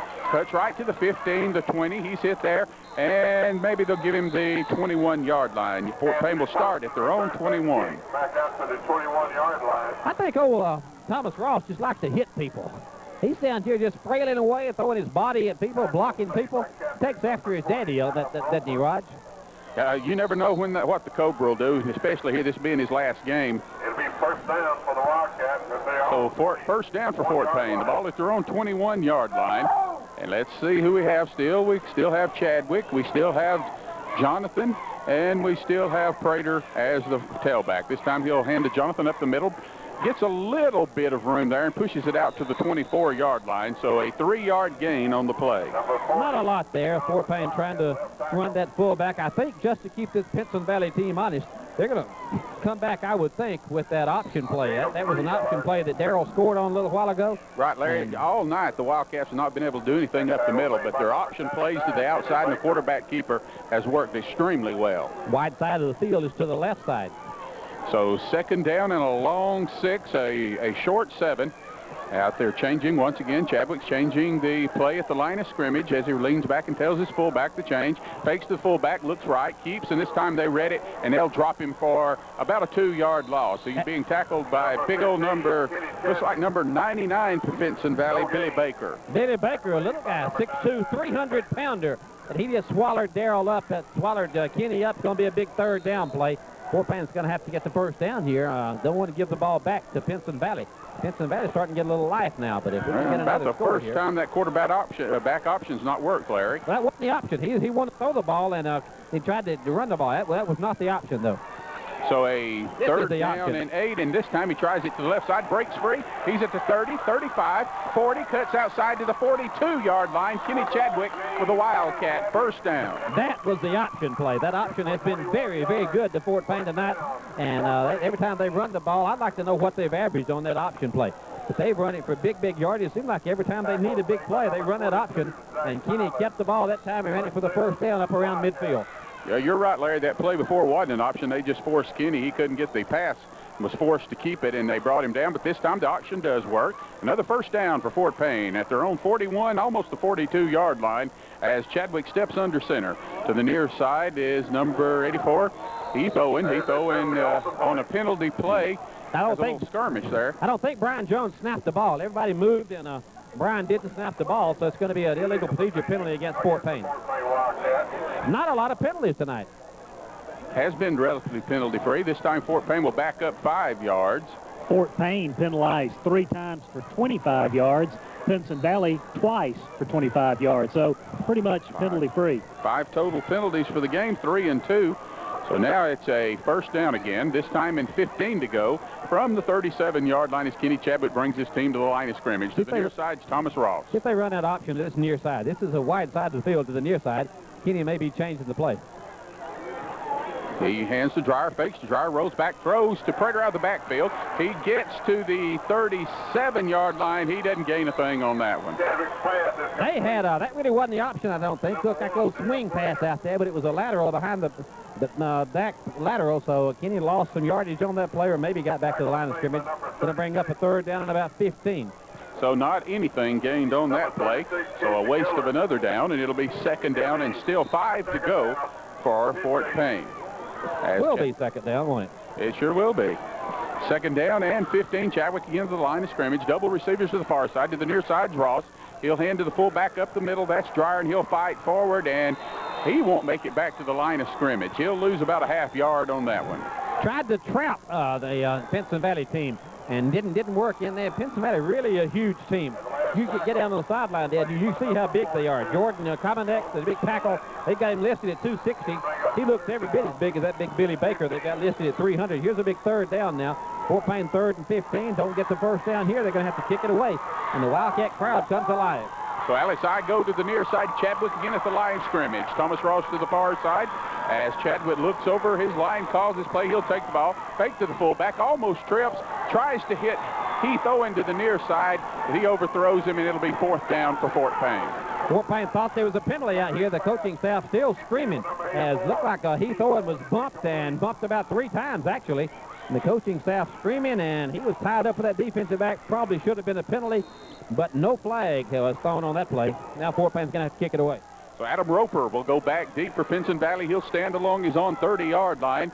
Kenny Chadwick back inside his own 25 to kick the ball away. Late substitute coming in for Pinson Valley.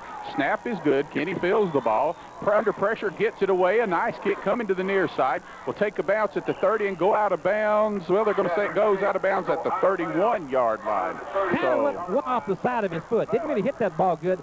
Snap was a little high. Kenny had to leap to the right to get that ball. And didn't really hit it like he wanted to. Listen to the Pinson Valley crowd now. They're going crazy over there. Touchdown, 2-point conversion. We're tight. Yeah, Larry, you think a real important defensive stand here. Pinson Valley scoring on their last possession. The Wildcats facing an important defensive series. The quarterback hands to that tailback again, going to the right side, picks up speed, crosses the 35 to the 36, maybe the 37-yard line. Brian Jones, the first to hit him as he came across there, but he got a lot of help from Jonathan Dreyer. Also in there on the tackle was number 65, Zane Hardinger for Fort Payne. Clay Dobbs into the game for Fort Payne, replacing Gary Wright with 5:47 to go. That play gained about 7 yards. They're going to mark it out near the 38-yard line, Larry. A gain of 7. So it's 2nd down now and 3. Marbutt takes, hands to the fullback, keeps, and the fullback will go across to near the 45-yard line. Let's see, they'll give him the 45, and that'll be a 1st down for Pinson Valley. This quarterback, Larry, does a great job of faking with the ball. Justin Garmany and Jeremy Taylor. All you need to do is look for number 14. Wherever he is, that's where the ball is going to go about 90% of the time. He's going to have to get tired in the 4th quarter if they keep running him like they have been. He's on the wing on this play. I would look for him to get the ball again. Michael Barbutt hands to his fullback this time, and he'll get out to about the 49-yard line. About a 4-yard gain on the play goes Cedric McIntyre. Clay Dobbs hanging around the ankle to make the tackle. He's 2nd down in about 5, but Pinson Valley getting big chunks against this Fort Payne defense now. And they're running right at the middle of Fort Payne's defense. It'll be a 2nd down, a short 6, long 5 for Pinson Valley. This time they hand to the tailback once again. McKinney, he's tripped up in the backfield, and he'll lose 2 yards on the play. I think Fort Payne was looking for that. Zane Hardinger was the one that came in there and disrupted that play. It'll bring up a big 3rd down play. Hardinger disrupted it, tripped him up, and then he got a lot of help there. It'll bring up 3rd down for this Pinson Valley team, 3rd and about 8. Key play in this drive coming up right here with 4:30 to go in the quarter. Look for McKinney to get the ball. McKinney this time is number 19, spread to the right side is Jimmy Dale, dangerous receiver. Once again, the quarterback takes. He'll pitch to McKinney again. He'll make the 50, inside the 50, the 45, has his 1st down to the 43-yard line. Goes number 14, Isaiah McKinney. Well, they're not doing anything fancy at all. They're just getting behind that big offensive line they got and pitching the ball to McKinney and running that sweep against Fort Payne, and they're able to knock Fort Payne out of the way. They're a lot bigger than Fort Payne. This is what Coach Elmore was worried about. But they'd come out here and really thought they'd line up in a couple of tight ends. They haven't done yet, but they have just run right at Fort Payne, a lot bigger than the Wildcats, and they're just running right at Fort Payne. 1st and 10 from the 48. Fort Payne looks like they were offsides, and indeed a flag flies and will be penalized 5 yards for offside. Bad break there because that was a busted play. Marlborough turned around and wasn't anybody there to hand the ball to. So a bad break by the Wildcats. If they hadn't jumped offside, they would have had a big play on defense. Marlborough didn't have anybody to give it to. So we'll cut the yardage they need for the 1st down in half. It'll be 1st down and 5. Now for Pinson Valley, the ball moves down to the Fort Payne 38-yard line with 3:57 in the clock running remaining here in the 3rd quarter of play. Once again, coming to the line is Pinson Valley. Marbutt, the quarterback. Dangerous number 14, Isaiah McKinney, is your tailback, and they'll hand to McKinney. He'll go up the middle, be hit at the line of scrimmage, and fall forward down to about the 35-yard line. So about a 2-yard gain on the play. Jonathan Dreyer knocked McKinney down, then reached down and picked him up, kept him up.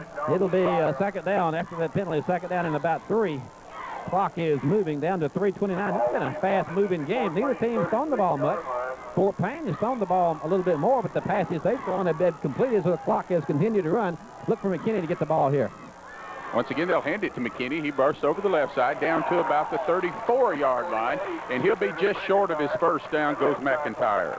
Brent Middlebrooks and Jonathan Dreyer on the tackle bring up third down in a couple. So after that penalty on first down, Fort Payne defense has kind of bowed up and stopped them here. They're going to have to go a couple of yards for a first down. Clay Dobbs also in on that last tackle. That offsides penalty, Larry, has really hurt them. As McKinney is going to sweep it to the right, would you think? I wouldn't be a bit surprised. Marbut again under center. He'll hand to McKinney, coming to the near side. Brushed up the middle, has an open inside to 30, to the 25, 20, yes, make it the 26-yard line. McKinney gets through that hole in a hurry. Sorry, Raj, I can't hear you. I think you must have turned me off up there. Must hit that button. I can't hear you, but McKinney got his first down there. So he picks up 9 yards, and it'll be a 1st and 10 for Pinson Valley at the 26-yard line. Clay Dobbs making the tackle for Fort Payne, but not before he was able to pick up another first down. Pinson Valley taking a long time to come out of the huddle this time, Larry. And once again to the far side, Jimmy Dale lines up, a dangerous receiver. McKinney in the backfield, and this time they'll jump off sides, and they'll be penalized 5 yards. Pinson Valley right jumps. There.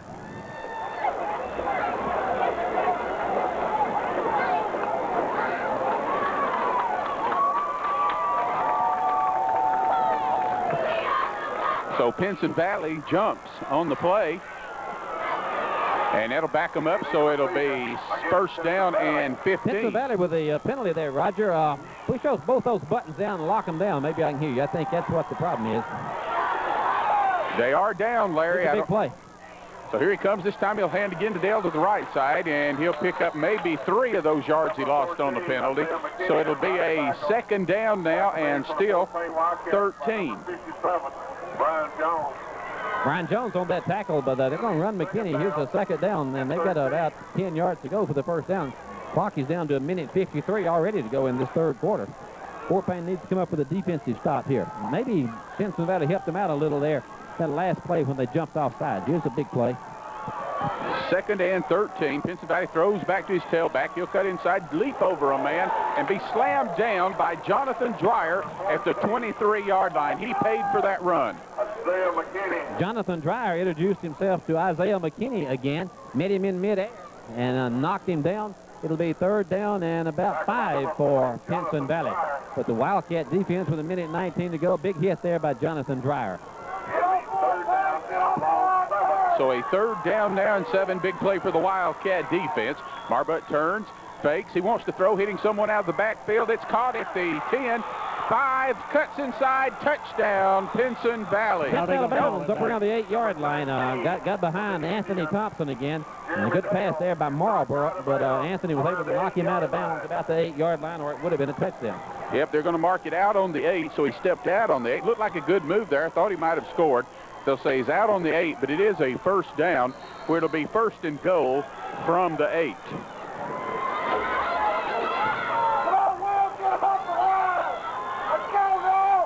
So Marbut again under center. This time he'll hand that tailback in, cuts outside. He's wide open. He'll walk into the end zone. Touchdown, Pinson Valley. Great blocking on this side as Isaiah McKinney went in untouched. And they just kind of ran over Fort Payne, knocked them back out of the way. They're probably going to line up and go for 2 here with 57 seconds to go in the 3rd quarter. They trail by 2 now, so you know they're going to go for 2. Impressive drive there by the Indians. They just marched it right down the field. Overcame a 5-yard delay of game illegal procedure penalty and marched it right into the end zone. So an 8-yard run by McKinney cuts the lead to 20-18, and they will go for 2. Quarterback Marbut throws back, tries to hit a man coming underneath the middle, and it's no good. Not a good pass there. Jonathan Dreyer had the defender covered up. Don't think he would have caught it. Jonathan would probably knocked it away if it had been a good pass. The big defensive play. Fort Payne still leads it, Roger, by 2, 22-18. So with 57 seconds remaining, 3rd quarter, be back in a moment. At Wildcat Stadium, where Pinson Valley has just cut the Wildcat lead to 20-18. 57 seconds remaining in the 3rd quarter of play. A 8-yard McKinney run with 57 seconds remaining, and now the kickoff will come down to the 10, be picked up by David Crabtree at the 15. He's at the 20, the 25, the 30, and tripped up there at the 30-yard line, where it'll be 1st and 10 for Fort Payne. Back out to the 30-yard line, where it'll be 1st down for the So now 48.6 seconds remaining here in the third quarter of play. And the Wildcats trying to answer back as Pinson has scored the last 2 touchdowns of the evening and cut the Wildcat lead to 2. Once again, far side is Alex Igo. To the near side is number 83, the Cobra. Chadwick again, the quarterback. He's under center, takes hands to his tailback. Prater breaks loose. He's at the 40, 45, 50. One man to beat. Number 22 can't get him. Brings him down, though, about the 32-yard line. A big run by Darryl Prater. So Prater goes from his own 30-yard line and picks up a big Wildcat first down at the Pinson Valley 32. So a big play by Fort Payne, answering back with their backs a little bit against the wall as it's been cut to 2. So the Wildcats now with a first down at the 32-yard line of Pinson Valley. Chadwick again your quarterback. Jonathan is your fullback with Prater in the backfield. And it looks like a slow getting off. Maybe Fort Payne jumped, and we'll have a 5-yard penalty for illegal procedure against Fort Payne. Failed to snap the ball. Everybody moved except for Brian. So let's see what the flag is. And Fort Payne did move, and they'll move us back 5 yards. So it'll be second down, or make it still first down and 15, now from about the 38-yard line.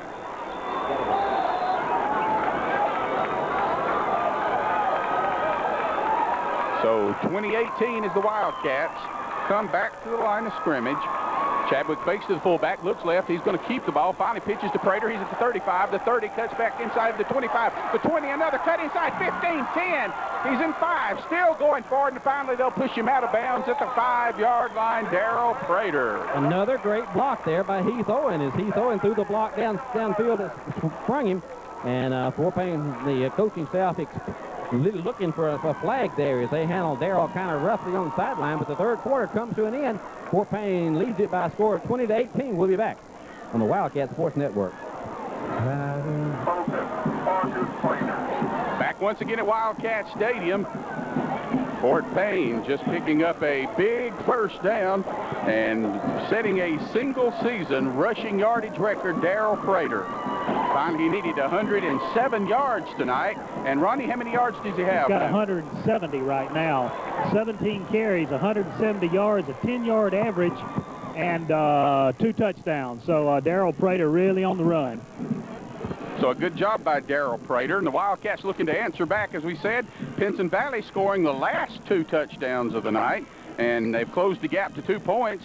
Fort Payne trying to answer back after a couple of big Darryl Prater runs. And now they're going to have a first down and goal to go from the 6-yard line. Is Kenny Chadwick back in and ready to begin this fourth quarter of play as Chadwick again is under center. Again, the tailback is Jonathan Dreyer. They'll hand to Prater. He goes to the outside. He's at the 5-4, 3-yard line. Goes Darryl Prater. I think that big defensive end reached in there and jerked him down again. And he's a big youngster. We talked about him all night long. Michael Russo reached in and jerked him down. For the second down, the Wildcats are inside the 5-yard line at about the 3 with 11:39 to go in the game. And Darryl having a big game tonight. 170 yards. Here is Fort Payne to the line of scrimmage. Second down and goal from about the 2-yard line. Jonathan Dreyer is your fullback. They go to the power I set now. Kenny Chadwick is your quarterback. Darryl Prater will dot this I, and they'll give the ball to Darryl. Darryl's going to try to get off to the right side and couldn't get there as they rose up and knocked him down. A lot of big youngsters. Jordan Cominex in on the tackle. Bradley Griggs there. Also Billy Baker. Those big defensive linemen who are huge. Came up there and knocked him down around the line of scrimmage. Roger, might want to try that option play. Option's been very good to Fort Payne tonight. We've talked about that several times. Larry, we really haven't done very much going up the middle so far tonight. We've been real successful on the option, especially the quarterback keeper. So let's see if Coach Elmore goes to that once again, needing 3 yards for a Fort Payne for a touchdown. They get out of the power I, go to the straight I, put it wide out to both sides. Kenny Chadwick, the quarterback, runs his option play, going to keep the ball, and is going to try to get to the end zone, fights his way right down to the goal line. He's going to be inside the 1, is Kenny Chadwick, and they're going to mark him about 6 inches away. Good job by Kenny Chadwick, and it's going to be 4th down. Kenny Chadwick says, let's go for it. It's less than a yard, and I think Coach Elmore has already decided Fort Payne is going to go for it on 4th down. Larry, give a lot of credit to Kenny on that one. He just wouldn't give up. He was hitting the backfield and managed to pick up positive yards down to the goal line. Well, I've seen the Wildcat fans excited this year, but this may be the most excited crowd we've seen. Here is Fort Payne, fourth down in less than a yard inside the 1-yard line, and Kenny Chadwick is your quarterback. Chadwick going to give the ball to Darrell, and Darrell dives into the end zone for the touchdown. And the Wildcat fans are rewarded as Darrell Prater has scored his third touchdown of the night. It came from 1 yard away with 9:57 to go in the game. Fort Payne's built it back to 26-18. I want to think about going for 2 here. I think you're going to kick it. I believe I would too, Larry. 2-point conversion would give you a 10-point lead, but Jonathan Shukert is there to kick it away. With 9:57 to go in this game, Fort Payne trying to knock off Pinson Valley. The snap is good. The kick is away. The kick is long enough. It's good enough. 9:57 to go in the game. Fort Payne now leads it by a score of 27-18. We'll be back on the Wildcat Sports Network. Yeah, I see. So a big night for the Fort Payne Wildcat faithful who come out. 9:57 to go in the game. Fort Payne leads it 27-18. The way these teams are moving up and down the field, you don't think that's going to be the last score we're going to see tonight. Kenny Chadwick will kick it away. He's had maybe his best game of the year tonight. Larry, that drive went 70 yards in 7 plays, 1 yard. Darrell Prater touchdown, 9:57. The PAT made it 27-18. Kenny got his foot into it again, knocked it down to the goal line, knocked it into the end zone. 3 out of 5 of his have gone to the end zone. And Kenny Chadwick is doing everything well tonight. And the Indians will set up on the 20-yard line. Michael Marlbrook has been in there quarterback all night long for this Pinson Valley team. Cedric McIntyre is in there. Well, somebody's asking me the question, you think this Cedric McIntyre is the son of the Cedric McIntyre who played football at Auburn? Very well could be. I really don't know. I don't know either. Anyway, here he is. Marlborough is your quarterback, and Marlborough's going to give the ball to the far side to McKinney. And McKinney is trying to sweep outside, and Anthony Thompson had him by the ankles and drug him down. Right around the 20-yard line, and on a penalty play. Flag was thrown. There is a flag laying there in it. That flag was thrown right there at the tackle, and to be a face mask against Fort Payne. Well, he only picked up 2 yards, so we'll tack on a few more yards to that. And I believe it'll be enough to give Fort Payne a first. Well, give Pinson Valley a first after this 15-yard step-off. It should. With 9:47 to go in the game, 27-18, so a 15-yard step-off. 71 yards. Fort Payne will put it up to the 32-yard line. 171, yeah. So, Sid Carter there checking to see how Darrell's doing. Everybody's happy that Darrell is going over got the record. He got it in 9 games, we might also add. So here's Pinson Valley from the 37-yard line. The quarterback under, he's going to pitch the ball to McKinney. McKinney trying to sweep this near side. Oh, got knocked down. That had to be Jonathan Dreyer. And Jonathan Dreyer, I think we can say this, Roger, has officially now become the leading tackler in the history of Fort Payne Wildcats. Hey, I think he's probably the king of hurt for Fort Payne. He really lays a lick on people. He only needed 8 tackles coming into this game, and he's certainly gone well over that tonight already. 9:17 to go. McKinney picked up a couple of yards. McKinney's having a good night. That was Justin Garman. He also in on the tackle. 25 carries, 169 yards for McKinney. McKinney's going to get it now. Fake the ball to McKinney. Marlborough wants to throw it. Being pressured, flushed out of the pocket. He's going to be tackled over there. Good job by the Wildcat defense. That's Dustin Hill came in there to tackle him behind the line of scrimmage. And a good job by the Wildcat secondary. They had those receivers blanketed, and nobody from Marlborough to throw the ball to. Yeah, that was one of those coverage sacks, Larry, as Dustin Hill came in, brought him down for about, they were going to say about a foot loss on the play. Well, actually, he gained about 4 yards on that last play, so he lost about 4 yards. You're right, Larry. Excuse me, you're right. Third down and 10 yards and 1 foot to go for Marlborough, your quarterback. He rolls straight back to pass and throw the ball down. If he can't throw it, he's going to be in trouble. He's going to be knocked down behind the line of scrimmage back to the 28. And who is that? That's Clay Dobbs in there, but also Heath Owen was one of the first ones in there, but he got a lot of help from number 62, Dustin Hill. As I was going to say, Larry, it was Hill once again in putting the initial pressure on him. Then Clay Dobbs and Heath Owen came in to finish him off, and they'll have to punish. Kenny Chadwick drops back to his own 40-yard line. 8 minutes ago, Pinson Valley calls a timeout. They didn't have enough players on the field. So the Indians burn a timeout with 8:03 to go in the game. Fort Payne leads it by a score of 27-18. We'll be back on the Wildcat Sports Network. 55 Main Street in Fife, your Bridgestone and Firestone dealer. Pinson Valley to kick it away. Got away a wobbly kick that Kenny Chapman's going to get away from and let it bounce. Takes the Pinson Valley bounce, bounces across the 40 down to the 35, and is picked up at about the 32-yard line. The Fort Payne with 7:52 to go. Look like they're in great shape to win their 5th game of the year against the Pinson Valley team that came in with only 1 loss. Pinson Valley lost the first game of the year, and they have just run right through that schedule, and Darrell Prater is in there at the tailback position for Fort Payne. See how many more yards he can pick up. He's got a good chance of going over 200 there, Ron. Really does. 20 carries, 171 yards, 3 touchdowns. That's over an 8-yard per carry average there, Larry. And Darrell is in there at the tailback position. Jonathan Dreyer is your fullback. Twin receivers to the near side of the field for Fort Payne. Alex Igo and Heath Owen, and Kenny Chadwick looks over that Pinson Valley defense. They have about 9 men up on the line of scrimmage, and they're going to bring a couple more. And Fort Payne's going to run Darrell, and Darrell trying to get a hold, nothing there on a penalty play. Flag would fly it in there, and the umpire threw that ball. That normally would indicate holding, but the flag came in a hurry. Let's check the flag as the umpire will. They'll come to the Fort Payne sideline, and they'll get Fort Payne for illegal procedure. Flag on this side of the field also. Fort Payne may not have had enough players in the backfield. I don't know why the umpire would throw a flag to call that. Official on this side also threw one. 7:46 to go. See if Pinson Valley declines the penalty. Play failed the game. Well, they're taking the time about it. We still don't know what they're going to do. They're going to decline the penalty, I think. No, they're going to take the penalty. That's really a break for Fort Payne. They can run a little more time off now. The Wildcats lead it 27-18. So here is, the clock should be running, but the clock is not running. And Chadwick is your quarterback. The eye set with wideouts left and right. And Kenny looks over that defense. Kenny's going to run his option play. Kept it himself, got outside. Now going to keep the ball on the option play. Got around the corner and picked up about 3 or 4 yards. Got across the 30 to about the 32. Picked up about 4 yards on that play, and it'll bring up 2nd down and 11 for Fort Payne. Stayed in bounds. The clock continues to run. 7:29 is all that's left in this season for Fort Payne. If you look back at the season, Ronnie, and Fort Payne could have won a couple more games. It could have, Larry. It's been a tough year for this talented group of seniors, but looks like tonight they're probably going to go out a winner.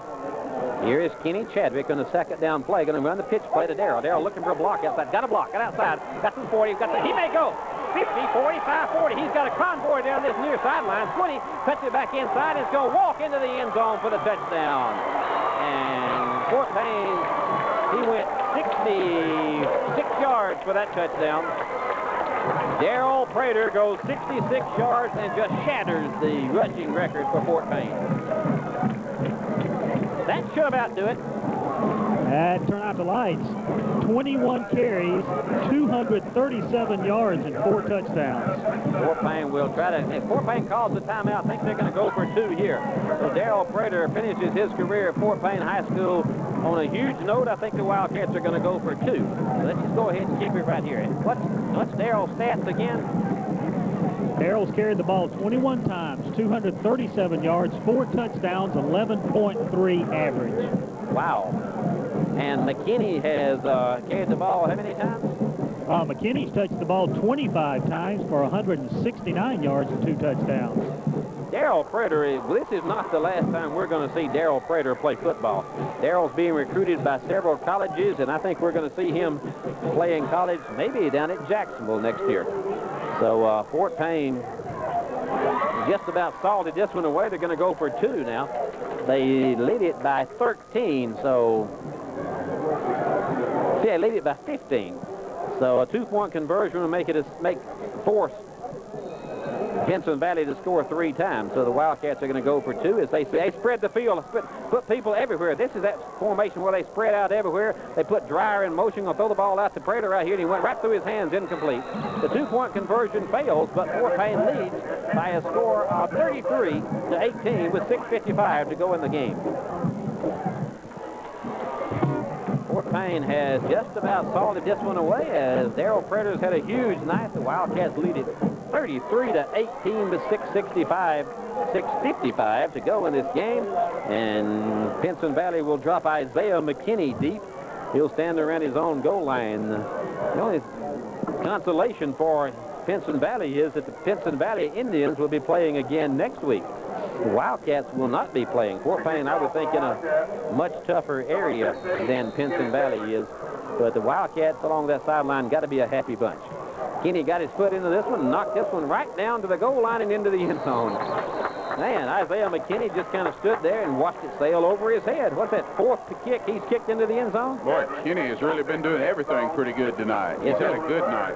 He has. 6:55 is all that's left in this game and all that's left in the season. But a happy night for the Wildcats. Thought about Kenny. He's had a pretty good game rushing the ball. 11 carries for 62 yards. Passing also has been excellent tonight.